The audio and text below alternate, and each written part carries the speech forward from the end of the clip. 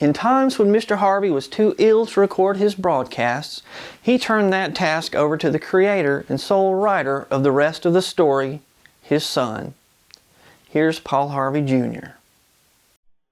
Now, the rest of the story. Picture this excavation site. Archaeologists all around gently probing the earth, urging it to yield unmolested the remnants of another time and of a specific significant event. The artifacts that emerged from that site were modern by most archaeological standards. A section of hydraulic pipe, a throttle mechanism, most of a 12-cylinder internal combustion engine, and the fragments of an aircraft fuselage. That's right, the components of a single airplane. And not just any, but a World War II vintage Hurricane, a British Royal Air Force fighter plane whose final mission made history and whose final resting place was not quite final. What made her famous happened September 15, 1940.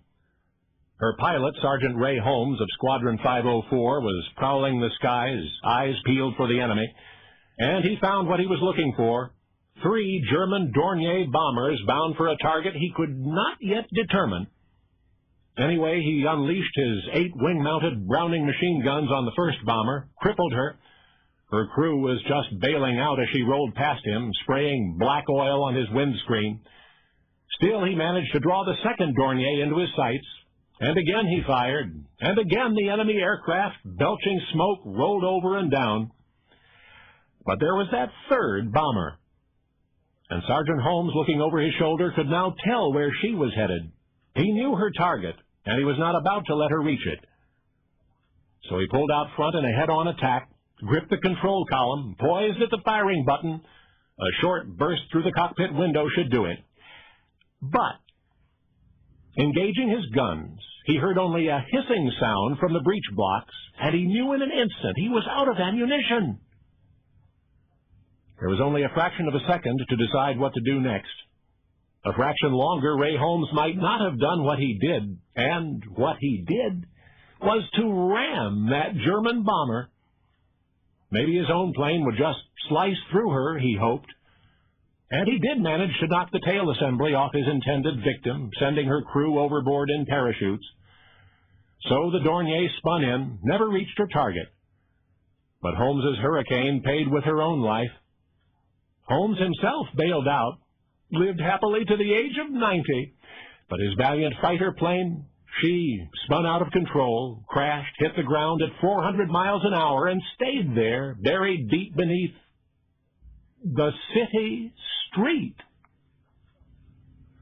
Not some distant battlefield, but a paved intersection in the heart of London, from which the archaeologists would exhume her remains 6 decades later to enshrine them in the Imperial War Museum, to honor the RAF fighter plane which intercepted Hitler's deadly pass.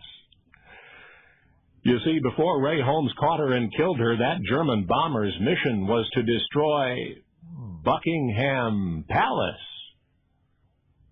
And it has always been said that what history books call the Battle of Britain ended most gloriously September 15, 1940. But you know what they mean, because now you know the rest of the story.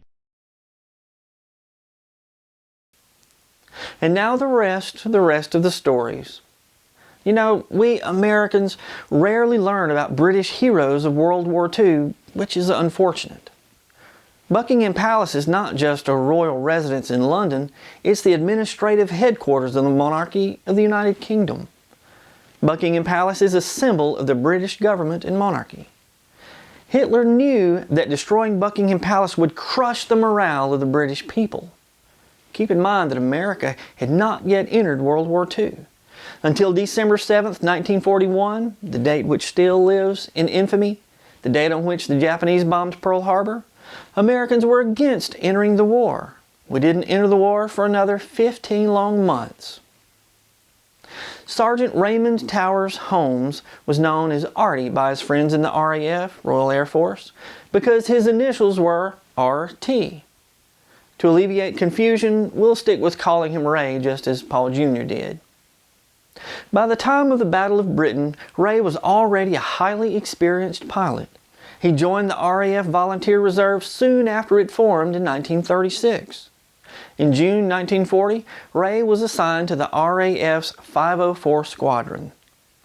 On September 15, 1940, Ray took off from Hendon, North London, in his Hawker Hurricane to intercept German planes who were to make a midday raid on London.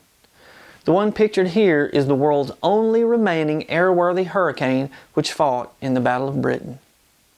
Ray spotted a formation of 3 Dornier bombers heading for central London. When Ray attacked the first of these 3 bombers, its gunner aimed and fired the bomber's flamethrower, but the flamethrower was ineffective because its oil failed to ignite. Had the flamethrower not failed, this story, and perhaps the fate of the free world, might have been changed. Ray said later, "I made my attack on this bomber, and he spurted out a lot of oil, just a great stream over my airplane, blotting out my windscreen. I couldn't see a damn thing. Then, as the windscreen cleared, I suddenly found myself going straight into his tail, so I stuck my stick forward and went right under him, practically grazing my head on his belly." With the first bomber out of commission and falling from the sky, Ray began firing at the second bomber. Ray said, "I got the stern of the airplane and was shooting at him when suddenly something white came out of the aircraft. I thought that part of his wing had come away, but in actual fact, it turned out to be a man with a parachute coming out. I was traveling at 250 miles per hour. It all happened so quickly, but before I knew what had happened, this bloody parachute was draped over my starboard wing. There was this poor devil on his parachute hanging straight out behind me, and my airplane was being dragged. All I could do was swing the plane left and then right to try to get rid of this man. Fortunately, his parachute slid off my wing and down he went, and I thought, thank heavens for that." Ray then turned his attention to the final Dornier bomber, which was heading directly for Buckingham Palace. Ray got ahead of the bomber to avoid machine gun fire, then turned for a head-on attack. Ray said, "As I fired, my ammunition gave out. I thought, hell, he's got away now." And there he was coming along, and his tail looked very fragile and very inviting. So I thought I'd just take off the tip of his tail. So I went straight at it along him and hit his port or left fin with my port wing. I thought that'll just take his fin off and he'll never get home without the tail fin. I didn't allow for the fact that the tail fin was actually part of the main fuselage. Although I didn't know it at the time, I found out later that I had knocked off the whole back half of the aircraft, including the twin tails. Ray's Hurricane dove to the left. Ray struggled to regain control, but his airplane no longer responded. The damage to his plane was just too great. Ray's only chance for survival was to bail out. As he climbed out, the airstream slammed him down onto the roof of the plane. Then he was thrown backwards and his shoulder struck on his own tail fin as he exited the plane. Once clear of the aircraft, Ray pulled his ripcord. Ray was moving so quickly that the force of the opening parachute knocked his boots off of his feet. As he coasted to the ground, he watched as the German bomber fell from the sky and crashed near Victoria Tube Station. This is an actual photo taken just before the German bomber crashed. Notice that the tail fin section is missing. Ray coasted to the ground. His parachute cord got tangled in a tree and he dangled just inches from the ground. His feet were actually dangling in a trash can. A large jubilant crowd gathered around Ray and helped him down. The women held and kissed him. The crew of the German plane also bailed out, but the crowd was anything but jubilant toward them.